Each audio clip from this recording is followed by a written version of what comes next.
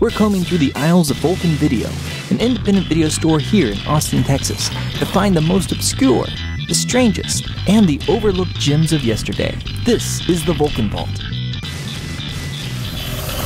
Welcome to a holiday edition of the Vulcan Vault. I'm John Airy with Photon City News, and today we have Max from Vulcan Video.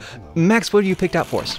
Well, John, today I've picked out a film that celebrates thieves and bastards. It's Todd Browning's The Unholy 3 from 1925.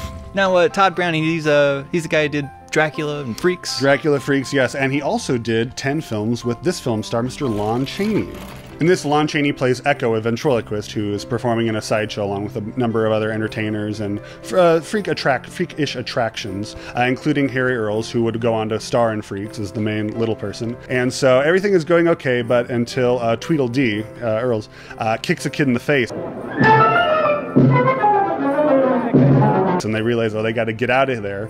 So Echo proposes to Tweedledee and the strongman Hercules that they should go into business doing a caper together, and they dub themselves the Unholy 3. So we flash forward to from summer to Christmas Eve, and they have set up a pet store, a bird shop, and Lon Chaney, the man of 1,000 faces, is dressed up as this old lady, little Miss Granny Grady, who sells parrots. And so the Hercules is the kind of store man, and Tweedledee is dressed up as little Willie, and then Echo's somewhat girlfriend. They're kind of in a relationship, but he doesn't really care about her, and she, ends up loving someone else. She's this store girl, and they have this hired hand Hector, who is basically this sap who is selling birds for them. So anyway, here's their ruse.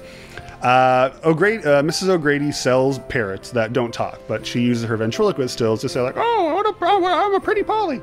And they sell them to rich people. Then later, the rich people take the birds home and say, oh, this parrot isn't talking. It's like, oh, well, maybe it'll feel better if I go visit it.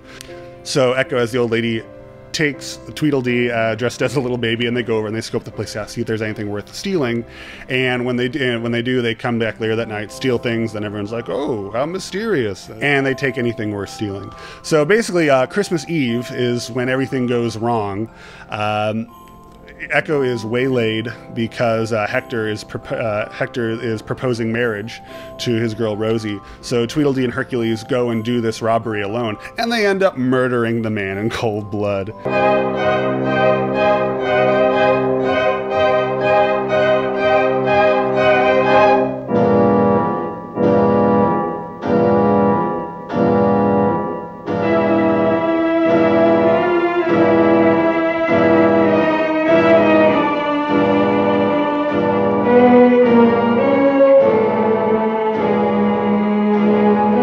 And so he's like, oh no, you murdered someone. This is why we never carry a gun. This is going to bring the heat down. And of course the cops come and they investigate, and there's a really tense scene where they steal $100,000 in rubies, and they've got the rubies hidden away in this elephant, and the cop is kind of like, oh, look at those little children's toys. Oh, what's that inside? It's real tense, like, oh no, is he going to find them out? And so eventually they set Hector up to be the fall guy, and they all escape, and the Unholy 4, really, with Rosie, all escape to the mountains with a giant murderous ape that I've neglected to mention beforehand, who is actually a chimpanzee with some great trick photography shots. So this doesn't really sound like a feel-good Christmas movie. This is definitely not a feel-good Christmas movie, and this is the kind of thing where if you're a fan of, The Ref or Bad Santa or The Ice Harvest, in which people do, Yuletide crime and just act like assholes to one another, this is the kind of movie for you. And this is, one of the ones that really started it all back in 1925. This, it was a pretty sizable hit, and, obviously Chaney and Browning worked together a number of times. The author of the book on which this is based also wrote Spurs, which Freaks is based on. So it's basically, this is Todd Browning right in the middle of his wheelhouse, working with people that he likes. And then this is such a hit that 5 years later, in 1930, Chaney remade this film along with Harry Earls. No Browning, unfortunately. As also the Unholy 3, a talkie version. It was Chaney's first talkie and then last talkie because he died 2 months after it came out.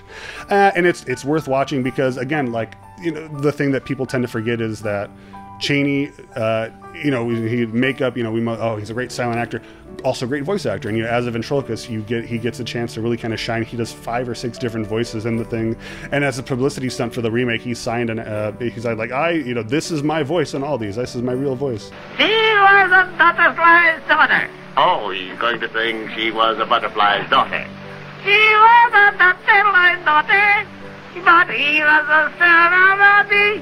So it sounds like it's a nice little mix of a little bit of silent horror and some Christmas Yuletide cheer. Well, you know, it really is. It's a mix of everything, because you've got you know, you've got thieving robbers, and you've got you know, Todd Browning loved using anti-heroes in his movies, but then you've got this nice little romantic subplot of this you know, pickpocket who, you know, realizes that she is in love with this kind of really straight-laced square guy, and then there's a redemption story for Echo, and so yeah, you've got some special effects, you've got some murder, you got some crime.